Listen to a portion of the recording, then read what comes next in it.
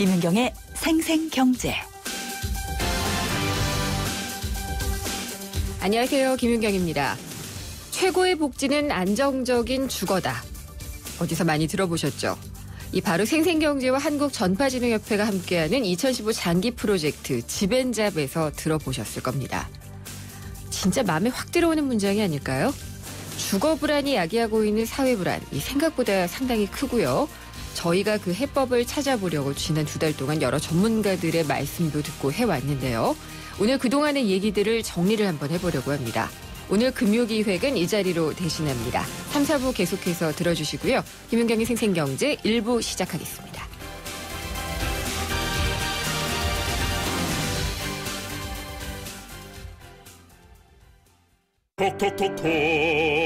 톡톡톡톡. 이 음악은 김치가 맛있어질 때 나는 유산균 소리로 만든 운명 교향곡입니다. 배추김치 톡톡, 열무김치 톡톡, 동치미 톡하게 유산균이 9배 더 많아 진짜 맛있는 김치. LG 히어스 김치 톡톡. 1881년 초연 당시 음악에서 악취가 난다는 혹평을 들은 이 곡. 천재를 향한 질투였을까요? 러시아 작곡가 차이콥스키의 바이올린 협주곡 1번입니다. 대한항공 러시아 4개 도시 운항. Korean Air. 발빠르게 전하는 증시 마감 시황. 따끈따끈한 오늘의 증시 소식과 함께 심층 분석 시작합니다. 오늘의 증시 분석. 김윤경의 생생경제 베러앤디퍼런트 르노삼성자동차 제공으로 1부 시작하겠습니다. 오늘 증시는요. NH투자증권의 강현철 투자전략부장과 짚어보겠습니다. 안녕하십니까? 네, 안녕하십니까? 네, 잠시 이게 포즈가 있어가지고 연결이 안 된 줄 알았습니다. 네. 네. 잘 들리세요? 네네. 예. 오늘 시장은 어떻게 끝났나요? 네, 일단 오늘은 이제 소폭 강세로 마감을 했는데요. 네.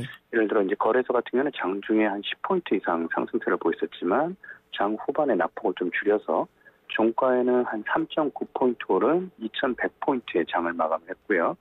코스닥은 사실은 오늘 상당히 좀 장중에는 강한 모습을 좀 보였었는데 네. 거래소 비슷하게 또 장 후반에 좀 낙폭을 상승폭을 좀 축소하면서 2포인트 오는 711포인트.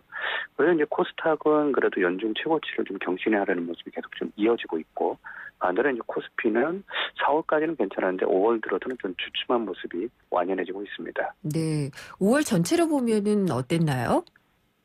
사실은 이제 5월달은 앞서 말씀드린 대로 이제 예. 코스닥 시장은 초반에 네이처럴 엔더텍이라는 좀 이슈가 있어가지고 한번 출렁했었지만 그때 당시 이제 코스피가 코스닥이 720포인트였는데 지금 다시 한 711포인트까지 올랐으니까는 이제 그때 이제 좀 과했던 심리 악화가 다시 좀 개선되는 모습을 보이고 있고요. 네. 반대로 이제 거래소 시장 같은 경우에는 4월 한 중후반만 해도 한 2,200포인트 가까이 올랐었는데 이후에 이제 주가가 하락세를 키운 이후에는 좀처럼 이제 반등을 좀 못하고 있는 모습이어서 거래소보다는 코스닥이 상대적으로 5월 한 달 동안에는 낙폭에 비해서는 완만한 되돌림을 보였다라고 볼 수 있습니다. 네. 오늘 수급 상황은 어땠나요?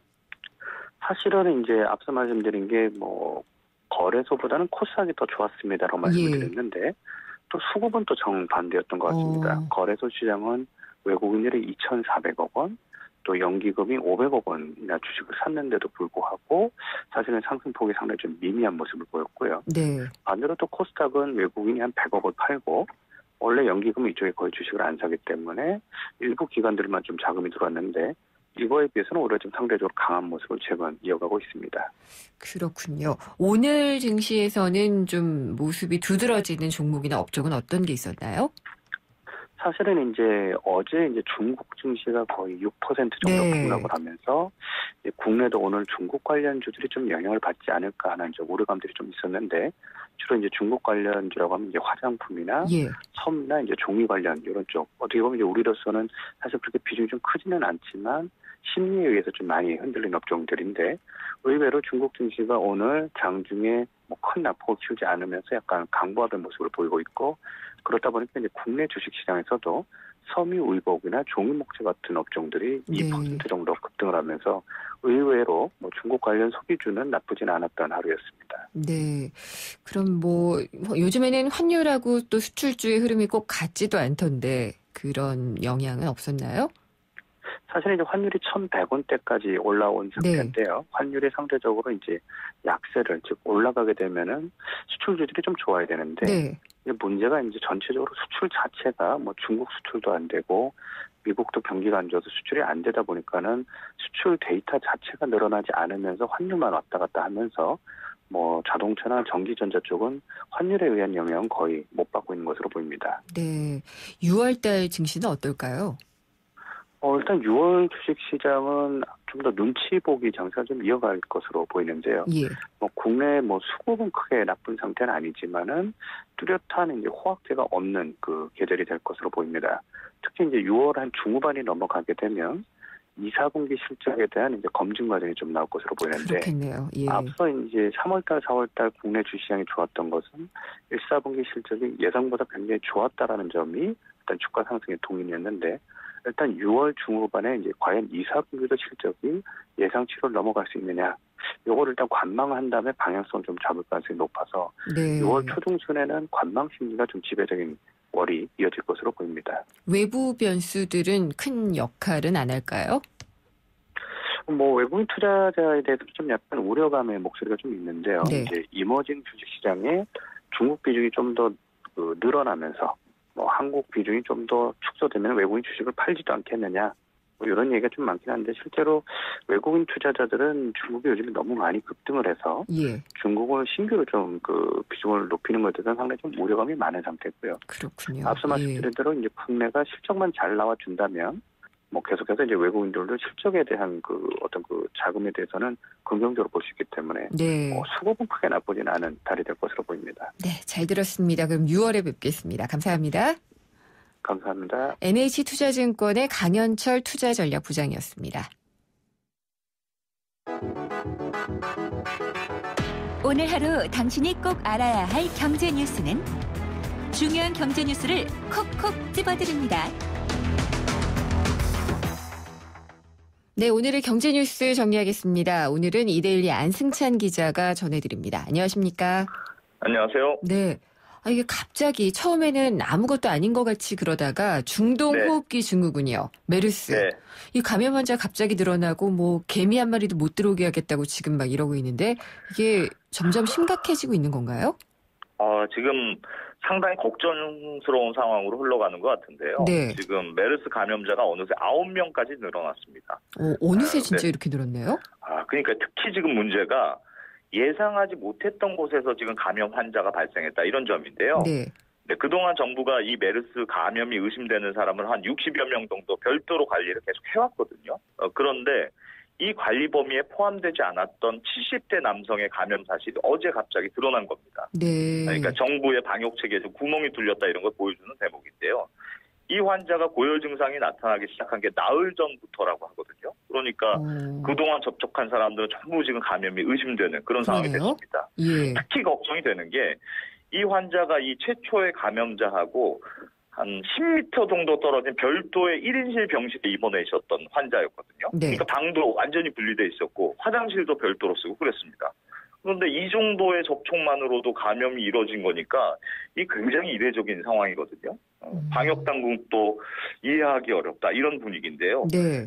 그래서 혹시 최초 감염자의 메르스 바이러스가 좀 변이를 일으켜서 전염성이 아주 강하게 바뀐 것 아니냐 지금 이런 분석이 나오고 있거든요.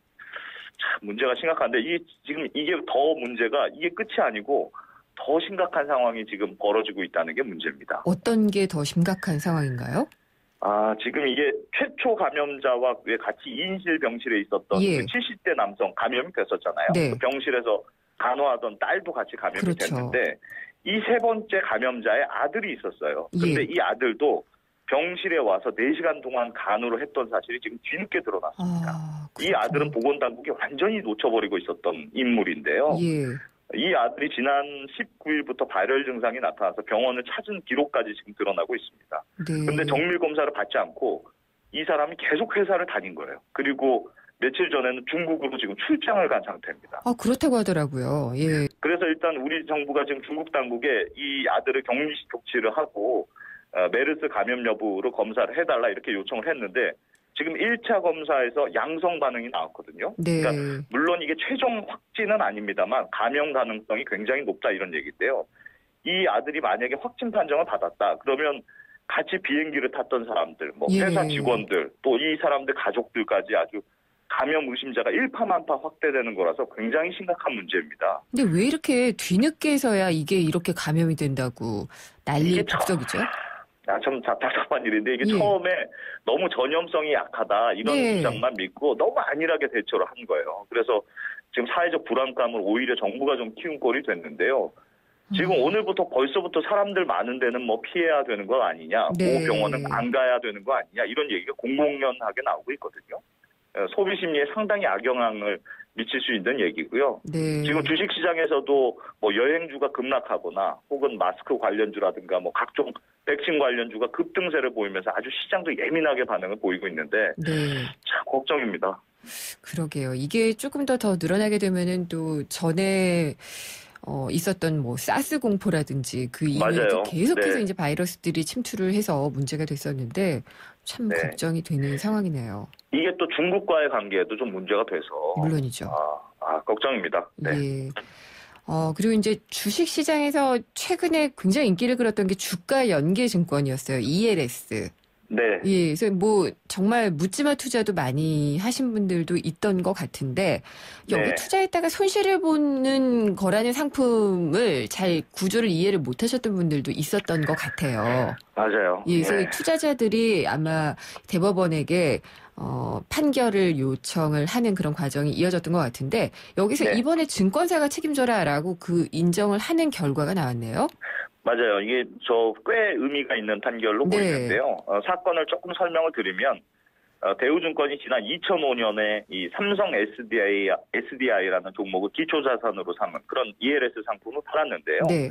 가입 시점보다 뭐 주가가 오르면 한 최대 27%의 수익을 얻을 수 있는 그런 상품이었습니다. 네. 그런데 그해 11월이 중간평가 시점이었는데 당시에 삼성 SDI의 주가가 기준 가격보다 한 500원 정도 약간 높았거든요. 네. 그게 장마감 8분 전까지 그랬으니까 8분만 버티면 27%의 수익을 얻을 수 있는 그런 상황이었어요. 네. 그런데 갑자기 대우증권이 보유하고 있던 삼성 SDI 주식을 대량으로 팔기 시작한 겁니다. 그래서 결국은 주가가 하락하면서 투자자들이 한 30% 정도의 원금 손실을 발생한 그런 사건인데요. 그리고 혹시 이거 조작한 거예요? 그러니까 이제 손해를 본 투자자들이 대우증권이 조작한 것 아니냐 이렇게 소송을 냈는데 1심과 2심에서는 법원이 증권사의 손을 들어줬거든요. 네. 그런데 어제 대법원에서는 증권사가 손해를 본 투자자들에게 물어줘야 한다 이렇게 판결을 뒤집은 겁니다. 그래서 앞으로 유사한 소송이 꽤 이어질 것 같아요. 네, 근데 이게 증권사가 분명히 뭔가 설명은 해줬을 것 같거든요. 상품을 팔 때. 네. 그래서 이제 불안전 판매여서 그런 건지 아니면은 이게 조작 혐의가 뭐 인정이 돼서 그런 건지 그게 좀 궁금하네요. 사실 뭐 조작 혐의는 아닌데 이게 조금 복잡하긴 한데 사실 생각해 보면 ELS라는 상품으로 뭐 투자자들이 예를 들어서 이익을 봤다. 그러면 누군가는 그게 손해를 봐야 되는 거잖아요. 네. 그래서 증권사들은 아예 그 관련 종목을 사서 보유하거나 혹은 그 ELS라는 파생 상품을 다른 데 파는 방식으로 리스크를 회피하는 방식을 씁니다. 뭐 주로 우리가 회지라고 하죠. 네. 대우증권의 경우는 자기가 직접 이 삼성 SDI 주식을 보유하는 방식으로 회지를 한 경우인데요. 이게 뭐 주가가 올라가서 ELS 고객들한테 수익을 좀 내주더라도 자신들이 보유한 이 삼성 SDI 주가가 오를 테니까 그럼 손해가 좀 상쇄될 수 있다. 이런 점을 노린 건데요. 그런데 이게 사실은 문제가 좀 있는 게 일단 ELS를 이 고객들에게 판돈으로 종목을 보유한 거니까 그걸 또 언젠간 팔아야 돌려줄 수 있는 거잖아요. 그렇네요. 예. 그래서 기본적으로 ELS라는 상품은 만기가 되면 주가가 하락할 위험이 굉장히 있는 겁니다.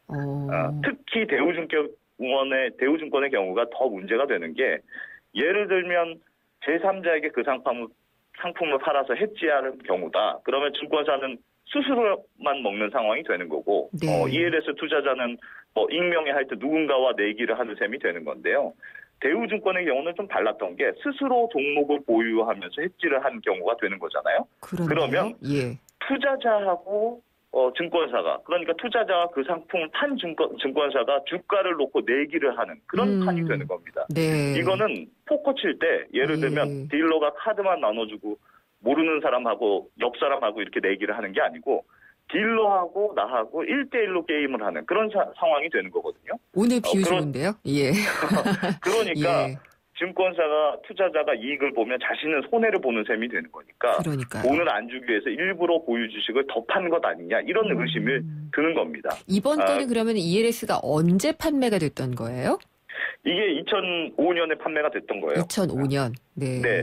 그래서 이게 그 대법원 판시에도 보니까 증권사의 불가피한 위험관리 거래라고 하더라도 예. 증권사가 투자자와 이해상충이 발생한 경우에는 증권사가 투자자의 이익을 보호해야 하는 것 아니냐 이렇게 네. 판시를 한 겁니다. 그래서 그렇군요. 같은 문제를 지적한 건데요. 요즘 예.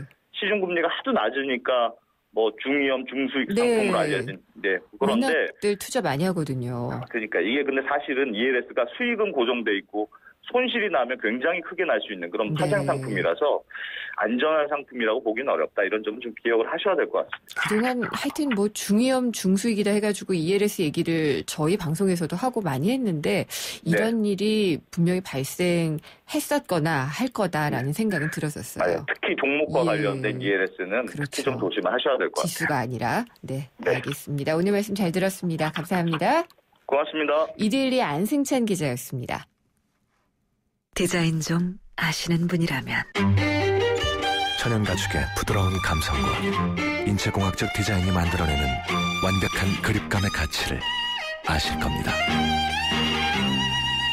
이제 스마트폰에서도 See the great, feel the great. LG G4. 애잔한 선율이 감성을 자극하는 차이콥스키의 비창. 러시아 여행 마지막 날 밤에 들으면 더욱 떠나기 싫어질지 모릅니다. 대한항공 러시아 4개 도시 운항. Korean Air. 생생경제 1부 함께 하셨습니다. 잠시 후 2부 이어지는데요. 경제 트렌드 알아볼 수 있는 경제신간 코너가 준비가 되어 있습니다. 저 같은 사람들이 좀 읽어야 될 것 같은데 걱정 많은 사람들이 잘 되는 이유라는 책을 소개를 해드릴 거고요. 경제영화관 시간에는 영화 버드맨입니다.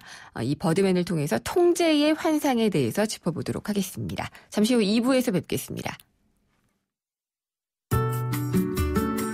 가는 발걸음마다 고개를 들어 바라볼수록 곳곳에 우리의 마음을 설레게 하는 예쁜 땅, 바로 대한민국입니다. 하지만 반짝이는 보석처럼 아름다운 이 땅을 제대로 볼 수 없는 분들이 많습니다. 이 아름다움을 소외된 이웃과 함께 느끼고 싶습니다. 나누면 나눌수록 더 행복해집니다. 2015 YTN 라디오 연중기획 함께 들어요 대한민국 IBK 기업은행과 함께합니다.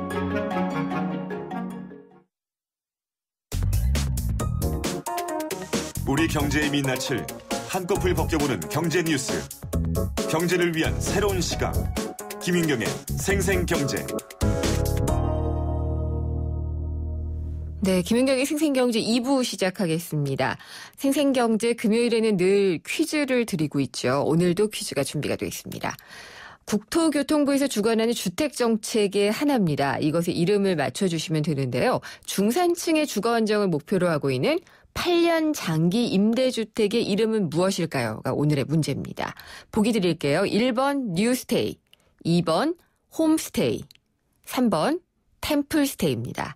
다시 한번 보기를 드리면요. 1번 뉴스테이, 2번 홈스테이, 3번 템플스테이입니다. 세 가지 중에 정답을 골라주시면 되고요. 정답 아시는 분은 바로 문자 주시면 됩니다. 짧은 건 50원, 긴 건 100원의 정보 이용료가 부과되는 휴대전화 우물정의 0945번으로 정답을 보내주시면 되고요.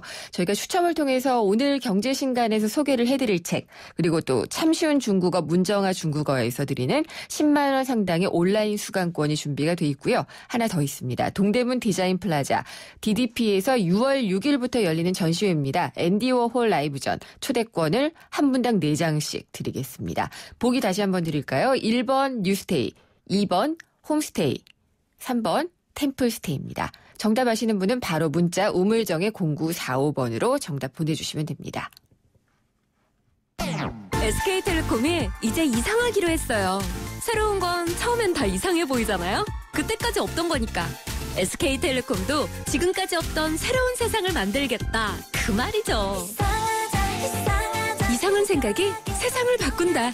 이상하자. SK텔레콤. 톡톡톡톡 톡톡톡톡. 이 음악은 김치가 맛있어질 때 나는 유산균 소리로 만든 운명 교양곡입니다. 배추김치 톡톡, 열무김치 톡톡, 동치미 톡하게 유산균이 9배 더 많아 진짜 맛있는 김치. LG 리오스 김치 톡톡.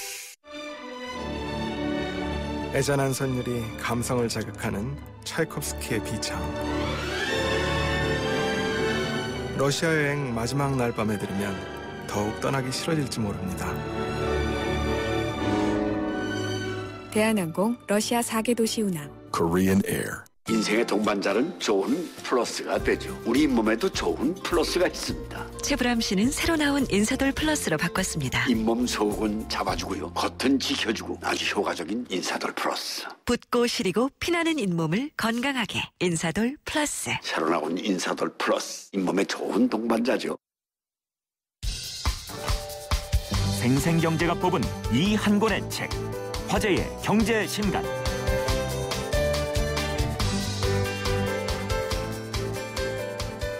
예, 금요일에 만나는 경제신간입니다. 홍순철 북칼럼니스트 나오셨습니다. 안녕하십니까? 안녕하세요.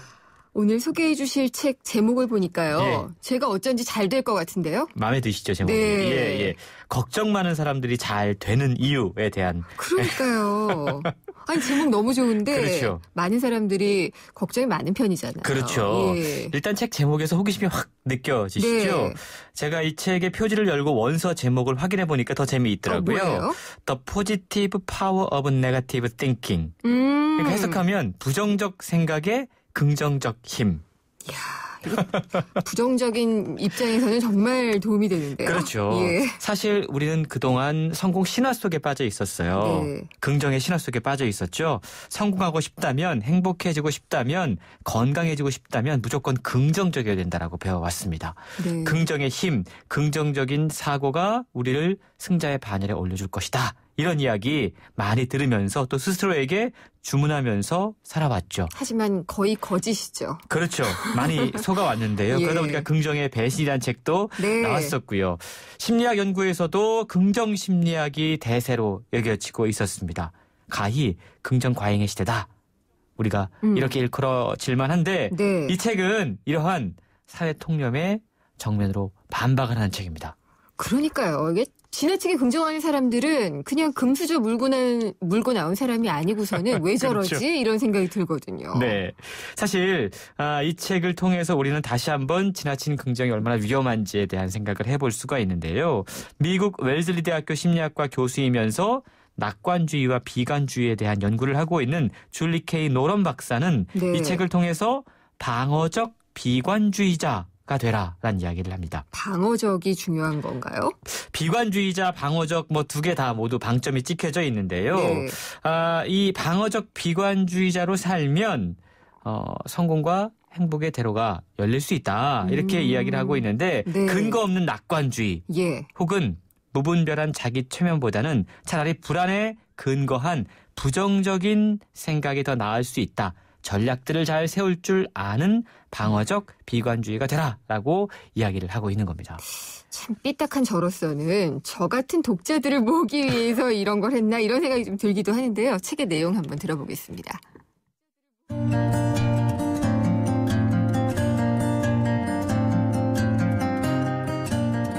예를 들어 다이어트를 결심한 방어적 비관주의자 여성이 있다고 하자. 그녀는 자신에게 맞는 운동복을 고르고 헬스클럽 전신 거울에 비친 자신의 적나라한 모습과 마주해야 한다. 운동을 시작한 다음 날에는 근육통이 몰려와 그녀를 괴롭힐 수도 있다. 그녀는 앞으로 견뎌내야 할 고통스러운 과정을 떠올리며 겁을 먹을 수도 있겠지만 정신적 리허설을 하며 자신이 해야 할 일들을 구체적으로 파악할 것이다. 이를테면 몸매를 가려주는 운동복을 고를 것, 사람이 북적이는 아침 시간대는 피할 것, 거울을 정면으로 바라보지 말 것, 운동 후에는 욕조에 몸을 담그고 긴 휴식을 취할 것 등의 목록 작성이 그녀의 리허설이다. 이와 같은 정신적 리허설의 핵심은 계획 수립 과정을 거치며 헬스클럽으로 자신을 적극 유인하는 데 있다. 반면 자기불고화 전략을 쓰는 사람들은 운동을 하기에는 너무 바쁘다는 등 여러 가지 핑계를 댈 것이다. 또한 회피자들은 드라마에 빠진 채 왜 빨래만 하면 옷이 줄어드는지 궁금해하며 운동이 필요한 현실을 외면할 것이다.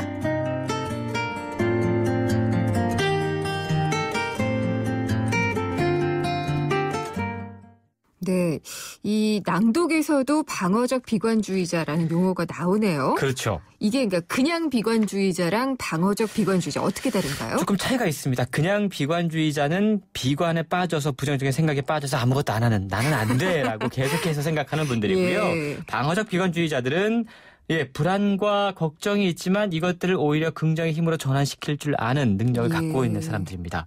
사실 이분법적인 사고에 익숙한 우리들은 그냥 단순하게 낙관주의는 좋은 거, 비관주의는 나쁜 것.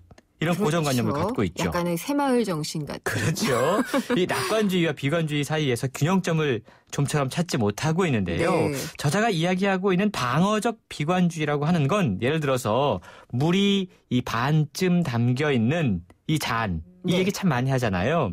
그걸 보고 반쯤 비어있네라고 생각하는 사람들입니다. 좋네요. 그렇죠? 예. 근데 많은 분들은 우리가 지금까지는 그리고 반씩이나 차 있네 이렇게 생각하라고 이야기를 들었잖아요. 그렇게 생각하라는 것에 저는 항상 딴지를 걸어왔어요. 물이 반씩이나 차 있네라고 생각하는 사람들이 전략적 낙관주의자라고 하면 전략적 낙관주의자. 반쯤 비어있네라고 생각하는 사람들은 방어적 비관주의자들인데요. 네. 전략적 낙관주의자들은 모든 상황을 긍정하면서 불안 요소를 애써 무시한다고 그럽니다. 그러니까 다 잘 될 거야. 다 잘 될 거야는 근거가 부족하거든요. 그렇죠. 예. 그러다가 사소한 실수가 생겼고 처음에 뭔가 생각했던 것과 어긋나는 결과가 나오면 다시 한번 자기 자신에게 긍정의 메시지를 떠올리면서 괜찮아. 다 잘 될 거야. 네. 스스로를 위로하게 되죠. 노래가 떠오르는데요. 그렇죠. 결과가 만족스럽지 못해도 예. 전략적으로 합리화시킵니다. 그래. 예. 이번에는 뭐 실수였고 다음에 잘 될 거야. 반면에 방어적 비관주의자들은 일이 잘못될 가능성을 예상하는 데 많은 시간과 노력을 기울이는 사람들입니다. 네, 아무래도요. 그러니까 이런 과정을 통해서 불안을 부인하기보다는 잘 관리하고 예측해서 최상의 성과를 얻을 수 있기 때문에 오히려 이런 방어적 비관주의자들이 훨씬 더 성공 가능성이 높다. 이렇게 이야기를 하고 있는 거죠. 저만 그런 게 아닌가 보군요. 많은 분들이 불안하시겠죠. 사실 불안의 시대잖아요. 그렇습니다. 그리고 앞으로 어떻게 될지 걱정이고 이런 부정적인 생각들을 긍정적인 에너지로 전환시켜라 라고만 한다면 저는 이 책 안 읽을 것 같은데 네. 분명히 또 어떤 방법론적으로 세련되게 썼을 것 같아요. 그렇습니다. 예. 사실 일단 우리는 긍정주의와 이 비관주의에 대한 통념을 좀 먼저 깨야 돼요. 네. 이 책이 먼저 그런 역할들을 해주는데요. 물론 긍정적인 사고가 우리의 삶에 많은 도움을 줍니다. 하지만 부정적인 사고 또한 우리의 삶을 올바른 방향으로 이끌어갈 수 있다는 생각을 분명히 해야 된다는 거죠. 저자는 이 부분을 간과하지 말자라는 이야기를 하고 있는데요. 불안이 엄습해 올 때 괜찮아 다 잘 될 거야 이렇게 주문하면서 진통제 처방만을 할 게 아니라 네. 일단 일이 잘못될 수도 있다는 생각을 하고 기대치를 낮게 잡아라라고 이야기합니다. 좋은 것 같아요. 그렇죠. 예. 그렇게 해야지만 일어날 수 있는 모든 시나리오들을 점검할 수가 있는 거죠. 예. 예를 들어서 정말로 중요한 프레젠테이션을 앞두고 있다면 이건 좀 지나친 생각일지도 모르겠지만 혹시 파워포인트가 열리지 않으면 어떡하지? 과장된 거 아니에요. 이거 항상 걱정해야지 되는 이런 일도 부분이에요. 생기거든요. 예. 마이크 전원이 나가버리면 있어요. 어떡하지? 예. 청중 앞에서 머릿속이 하얗게 되는 그런 상황이 되면 어떡하지? 네. 다 예상해 보라는 겁니다. 네. 방어적 비관주의자들은 그러한 최악의 상황을 예상해보고 그렇기 때문에 그런 상황이 아예 일어나지 않기 위해서 꼼꼼히 대비하고 네. 성공적으로 프레젠테이션을 마치기 위해서 무엇을 어떻게 해야 될지 끊임없이 생각한다라는 거죠. 저자는 이러한 과정을 정신적 리허설. 말이 그럴싸한데요. 예. 정신적인 리허설. 이렇게 표현하고 있는데 바로 이러한 정신적 리허설을 통해서 불안을 다스리고 불안을 긍정 동기 요소로 활용한다고 그럽니다. 네. 그러니까 결핍이 긍정적인 에너지로 작용하고 예. 불안이 성장을 위한 촉진제 역할을 해줄 수 있다는 거죠. 그렇군요. 그러니까 너무 과도하게 걱정과 불안이 많은 사람은 추진력을 잃게 되기는 하거든요. 맞습니다. 그러니까 적절하게 방어적으로 부정적일 경우에는 이런 식으로 도움이 된다라는 말씀으로 해석을 해야 될 것 같아요. 그렇습니다. 사실 사람마다 생김새가 다 다르듯이 네. 성격도 마음도 다른 법이거든요. 네. 만약에 낙관적인 성격으로 태어났다면 네. 좀 비관적인 태도를 학습해야 돼요. 반대로 비관적인 성격이다라고 하면 긍정적인 태도를 배워야 된다라는 거죠. 네. 책은 자신에게 맞는 마음의 전략이 무엇인지 먼저 자신을 분명하게 알아야 된다라고 네. 조언하고 있는데요.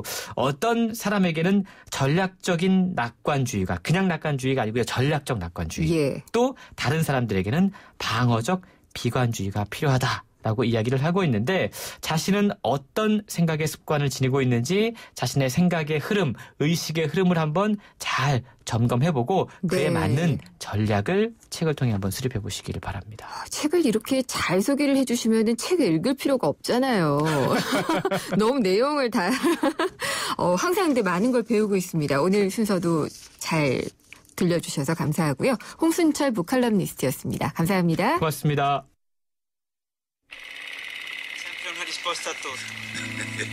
Se voglio fare contento, Totò. Ora ti conto una cosa.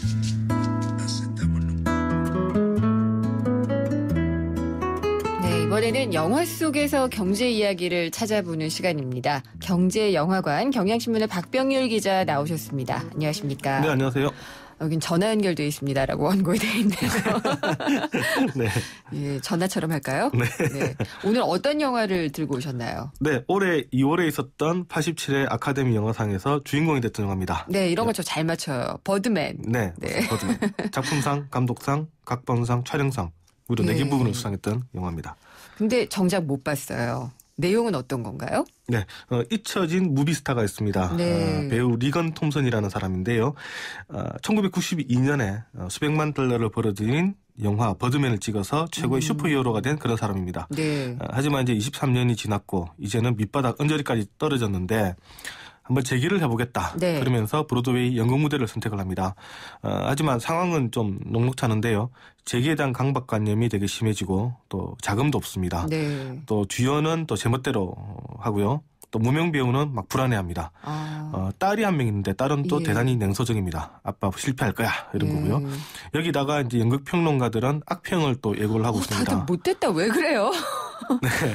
근데 네. 이 와중에 결국 이제 주인공 리건 톰슨은 점차 환청과 환각 속에 빠지는데요. 한참 자신이 잘 나가던 때에 버드맨이 자기 옆에 나타나서 예. 계속 자신을 유혹합니다. 그냥 다시 우리 버드맨을 찍는 게 어때?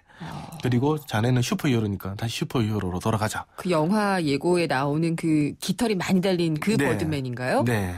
환청에서 뒤에서 따라가면서 계속 얘기를 하죠. 조현증이에요? 혹시? 그렇진 않아요? 일종의 그런. 일종의 그런 네. 거군요. 해피엔딩일지 아닌지 궁금하긴 한데 네. 일단 그럼 이 버드맨을 좀 보면은 일단은 버드맨이라는 게 굉장히 대단한 존재잖아요. 네. 그래서 슈퍼맨, 배트맨 그런 그 거죠. 맨자 들어가면 다 괜찮더라고요. 실제 슈퍼히어로 굳이 따진다면 배트맨과 많이 닮았는데요. 이 영화 주인공으로 나오는 리건 톰슨 누구냐면 바로 마이클 키튼입니다. 아, 배트맨 주인공. 배트맨 주인공이죠. 예. 실제로 지금 마이클 키튼이 배트맨 이후에 그만한 히트작을 지금 내놓지 못하고 있고요. 그렇군요. 또 재밌는 게 배트맨이 히트했던 게 바로 1992년입니다. 예. 그러니까 지구를 지키는 버드맨, 지구를 지키는 배트맨. 아주 흡사해서 혹시 리건 톰슨, 그러니까 마이클 키튼을 위한 영화가 아니냐? 이런 평까지 나왔었는데요. 네. 마이클 키튼은 나와는 상황이 다르다. 이렇게 또 반박을 하게 됐습니다. 아, 그렇군요. 예, 뭐 굳이 그럴 필요까지야. 근데 이 영화에서는 그러면은 어떤 경제 이야기를 찾아보셨나요? 네, 이 영화에서 이제 연극의 주연 배우가 이제 마이크라는 인물인데요. 네. 이 마이크가 이제 한 신문과 인터뷰를 합니다. 근데 이걸 본 이제 리건 톰슨은 흥분해서 찾아가서 막 따지는데 왜 내가 한 말을 훔쳐서 인터뷰를 하느냐? 이건 내 연극이야. 예, 공연비도 내가 냈고 홍보도 내가 지금 하고 있다. 네. 엉뚱한 소리 하지 마라. 막 이렇게 얘기를 하는데 예. 이렇게 왜 리건 톰슨이 흥분을 하는 걸까? 리건 톰슨은 자신이 모든 것을 떠맡아서 조종해야 이 연극이 성공할 수 있다. 이렇게 믿고 있습니다. 행동경제학에서는 이런 심리를 통제 환상이다. 이렇게 부릅니다. 근데 이런 거는 조직 내에도 있고요. 뭐 큰 조직에도 있고 작은 조직에도 있고 항상 이런 통제의 환상에 있는 사람들이 있는 것 같은데 네. 구체적으로 좀 설명을 해주시면. 네, 실제로는 자신이 통제할 수 없는 상황인데 이걸 통제하거나 영향을 미칠 수 있다. 이렇게 믿는 경향을 말하는데요. 아, 예. 자신이 열심히 해서 이게 영향력을 미치면 상관없지만 실제 그런 것도 아닌데 내가 꼭 개입을 해야만 잘 될 거라고 믿는 일종의 착각이라고 해야 되나요? 이런 현상입니다. 예를 들면 우리 로또 같은 경우에 네. 자동 번호가 있고 내가 기입하는 번호가 있는데 왠지 내가 기입을 하면 확률이 더 높아질 것 같은 느낌이 들 때가 있습니다. 통제에 대한 어떤 환상이군요. 그렇죠. 내가 숫자를 통제할 수 있다라는 의미인데 근데 실제로 로또 걸린 거 확률을 내보면 자동 번호가 더 많이 되는 경우도 많고요. 정치인들이 여기에 많이 걸려 있지 않나요? 그럴 수도 있겠죠. 내가 이 상황을 컨트롤할 수 있어. 네, 그러니까 나는 할 수 있다. 그러니까 네. 뽑아달라 뭐 이런 건데 연구자들이 실제 좀 실험을 해봤다고 하죠. 네, 1965년에 젠킨스와 워드라는 두 사람이 두 개의 스위치를 마련한 방에서 실험 참가자들을 넣고 전등을 켜는 이런 실험을 해봤습니다. 네. 그런데 이제 전등에 불이 오지 않는 이 실험실에 들어간 사람들의 경우는 스위치를 더 강하게 눌렀다고 합니다. 그러니까 내가 이 더 세게 누른다고 불이 들어오는 것도 아닌데 내가 더 세게 누르면 마치 불이 들어올 것처럼. 예. 우리도 그런 경우가 좀 많죠. 안 들어오면 괜히 세게 한번 눌러보는데 그런다고 이제 불이 들어오는 건 아닙니다. 또 미국에서 또 다른 연구를 한번 해봤는데요. 참가자 A, B를 이렇게 모집한 뒤에 이제 피실험자들에게 소음에 얼마나 잘 견디는지 이걸 한번 실험을 해봤습니다. 네. 소음이 최고죠. 이럴 때 소음을 줄일 수 있는 붉은 스위치가 A방에 넣고 B방에 있다. 이렇게 미리 말을 하면서 두 팀을 A방과 B방에 넣습니다. 네. 그랬더니 같은 소음을 줬을 때 붉은 스위치가 없다라고 말한 A 쪽에서 사람들이 더 빨리 튀어나왔다고 합니다. 그래요? 네. 근데 B 쪽의 사람들은 조금 더 참더라. 내가 참다가 안 되면 스위치를 끌 수 있다, 줄일 수 있다. 네. 이렇게 생각하거든요. 근데 사실은 이 두 방 다 스위치는 작동하지 않는 거였습니다. 정말 이거는 제대로 된 실험의 결과군요. 네. 이 통제의 환상 어떻게 보면 다른 말도 같은 게 있는 것 같긴 해요. 네. 플라시보 버튼이라는 게 있는데요. 플라시보가 아니고 위약 효과. 마치 약 같은 네. 효과인데 우리나라도 이런 게 있을 것 같은 느낌이 듭니다만 이 맨하탄 횡단보도에 한번 이런 걸 한번 설치해봤습니다. 네. 내가 버튼을 눌러야 이제 신호등이 작동하는 이런 신호등입니다. 국내도 많죠. 누르면 몇 분 후에 뭐 파란색으로 변한다든가. 그런데 이제 이 버튼 실제로는 작동하지 않는 버튼이었는데요. 네. 사람들은 버튼을 누르고 나서 작동할 거라 생각하고 난 다음에는 그 자리를 잘 기다리고 참더라는 얘기입니다. 실제로는 작동하지 않음에도 불구하고 뭐 예컨대 뭐 30초마다 한 번씩 바뀌는 그대로 돌아가는 건데 그럼에도 불구하고 이 버튼을 눌렀다는 것만으로 지루해하지 않고 잘 참더라. 이 버튼이 없을 때는 뭐 무단횡단도 하고 기다리는 게 네. 이런 거였다는 겁니다. 우리나라도 최근에 보면 버튼 누르고 이게 누르고도 바로 작동이 안 되는 경우가 있던데 혹시 이런 플라시보 버튼이 아닌가라는 약간 생각을 해볼 수가 있을 것 같은데 이런 사례가 하나 더 있습니다. 대형 빌딩의 사무실에 이제 가짜 온도 조절기를 설치를 했습니다. 네. 그래놨더니 사람들이 조금 더 춥거나 더워도 견디더라. 내가 조절할 수 있다. 네, 조금 더 참다가 정 안 되면 내가 이게 에어컨을 틀든지 온방기를 켤 수 있다 생각을 하니까 사람들이 좀 더 참더라 이런 얘기입니다. 통제할 수 없다라고 생각하는 게 가장 불안한 것 같아요. 그렇죠. 네. 경제에서는 어떤 경우가 있을까요? 최근에 이런 사례가 좀 많은 것 같습니다. 우리 정부의 입장 보면 뭐 가계부채 뭐 1,000조가 넘는다 이런 얘기 나오지만 지금 하는 얘기가 우리가 조절할 수 있다라고 지금 얘기를 하고 있습니다. 그러면은 그게 환상이 될 수도 있죠. 예. 네, 정부 입장에서는 우리가 계속 데이터를 보고 있고 아무 문제가 없다라고 그리고 문제가 생겼을 때 우리가 조치를 하면 된다라고 하지만 실제로 인류 역사를 보면 그렇지 않은 경우가 되게 많습니다. 최근에 지금 문제되고 있는 메르스의 경우도 초기에 질병관리본부가 관리할 수 있다. 네. 감염도 잘 안 된다고 그랬다가 지금은 뭐 그렇죠. 이제 와서는 이제 우리 통제할 수 없는 상황이다 얘기를 하는데 그때만 하더라도 우리가 가지고 있는 과학적 지식만 보면 통제를 할 수 있다라고 믿은 거죠. 이 돌아보니 우리 국내 과거에 2003년 카드채 사태가 사실 좀 비슷했습니다. 아, 예, 그랬죠. 예, 초기에 카드채 문제가 많다 주장을 했습니다만 정부는 전체 우리 금융시장에서 차지하는 카드채 비중이 0.5%밖에 안 된다. 통제할 수 있다. 이랬지만 막상 터지니까 막지 못하고 LG카드 같은 경우는 결국 망해 사라지는 없어졌죠. 그런 상황이 생겼고요. 최근에 뭐 정부 빚 많이 늘어난다, 위험하다 계속 저희가 이렇게 워닝을 줘도 정부 입장에서는 우리가 계속 보고 있으니까 문제가 없다. 이런 얘기를 하고 있는데 정말일까? 혹시나 우리 정부가 통제 현상에 빠진 것 아닐까? 이런 우려를 해볼 수가 있습니다. 그래요? 그거 말고도 또 통제 불능의 상황인 것이 이제 사실은 2008년의 글로벌 금융위기도 마찬가지 아니에요? 그러니까 이 위험을 돌리는 거잖아요, 계속. 맞습니다. 폭탄 돌리기를 하듯이 돌리는데 그게 우리의 그 영리한 머리로 설계한 것이기 때문에 해지가 가능하다라고 했지만 안 됐었죠. 우리가 할 수 있다 생각입니다. 예, 그런 생각이 좀 드네요. 뭐 최근에 보면 뭐 부동산 같은 경우도 정부가 부양책을 펴는 문제는 이게 그 거래량만 늘리고 나머지 양은 우리가 조절할 수 있다. 가격은 조절할 수 있다. 얘기하지만 과연 실제로 그렇게 되느냐 이런 것도 봐야 되고요. 그다음에 조금 예산 쪽에서도 많이 발생을 합니다. 우리가 어떤 5대 성장 동력이다. 뭐 이러면서 R&D 예산을 투입을 하면 이 산업을 살릴 수 있다고 생각을 하는 거죠. 우리가 돈을 줌으로 인해서 어떤 컨트롤을 할 수 있다 생각하지만 실제로 그 뒤에 보면 히트했던 상품들이라든가 커지는 산업이 꼭 정부가 원했던 부분만 되는 것은 아닙니다. 그래요? 그럼 뭐라고 해야지 되나? 통제라는 것을 제대로 하는 존재가 있다라고 믿는 것도 상당히 경제에는 중요할 수도 있겠네요. 반대로. 그렇죠. 이제 그런 게 통제할 수 있다는 환상 말고. 그 마음에 아까 말씀하신 것처럼 불안하지 않고 안심을 할 수 있지만 근데 과연 이제 그 존재가 진짜로 통제 가능하느냐는 또 다른 문제고요. 지금은 신뢰가 많이 없는 것 같아요. 뭐 가계부채에 대해서도 사실 이게 괜찮다 그렇지만 그 말을 믿는 사람들이 과연 많은지도 그렇고요. 부동산 시장 뭐 이렇게 가도 괜찮다라고 하지만 사실 좀 믿기 어렵고. 네, 2005년도 당시에 정부가 우리가 가격 올리지 않도록 해보겠다. 참여정부 당시에. 하지만 결국 가격 폭등을 했었고요. 그때는 뭐 막을 수가 없었죠. 근데 당시에는 정부가 막을 수 있다고 했었죠. 네, 전쟁을 통해서 막을 수 있다고. 각종 그 대책을 통해서. 근데 사실 이 통제 현상이 가장 쉽게는 우리 옆에서 바로 많이 벌어집니다. 대표적인 게 부모님들이죠.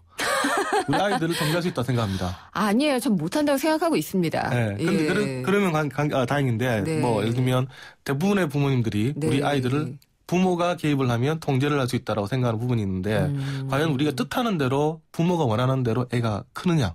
이것도 부모님 입장에서는 혹시 우리가 통제 현상에 빠진 것 아닐까. 내 아이를 내가 많이 간섭을 하고 어떤 길을 가르쳐주고 한다고 생각하지만 막상 생각해보면 나중에 아이가 성장할 때 부모님이 원하지 않는 방향으로 가는 경우도 많기 때문에 제가 왠지 그렇게 된 것 같다는 생각이 들죠. 근데 통제에 대한 환상을 갖고 있는 것은 어떤 리더나 조직을 이끄는 위치, 뭐 정책을 짜는 위치에서는 상당히 경계를 해야지 될 것 같다는 생각이 드네요. 우리 보통 스포츠 보면 물론 감독이 비중이 큽니다만 따지고 보면 감독이 모든 경기를 또 다 할 수 있는 것도 아닙니다. 그러니까 좋은 감독이 와서 그 감독이 작전을 잘 펴고 적재적소에 선수를 잘 집어넣으면 이길 것이다. 뭐 상당 부분 차지합니다만 그렇다 해서 명장이 온다고 좋지 않은 팀이 하루아침에 좋아지는 것도 아니죠. 그러니까요. 그것도 이제 과도하게 집착을 하면 안 되는 겁니다. 통제의 환상에 빠지면 안 되는데 통제에 대한 기대감과 신뢰는 어느 정도 유지하는 게 좀 좋지 않을까라는 생각을 좀 해봤습니다. 버드맨 오늘 꼭 봐야겠네요. 감사합니다. 잘 들었습니다. 경향신문의 박병률 기자였습니다.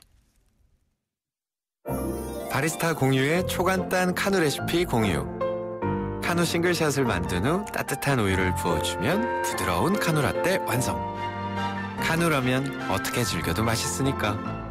세상에서 가장 작은 카페 카누. 카누 홈페이지에서 더 많은 레시피와 만나세요.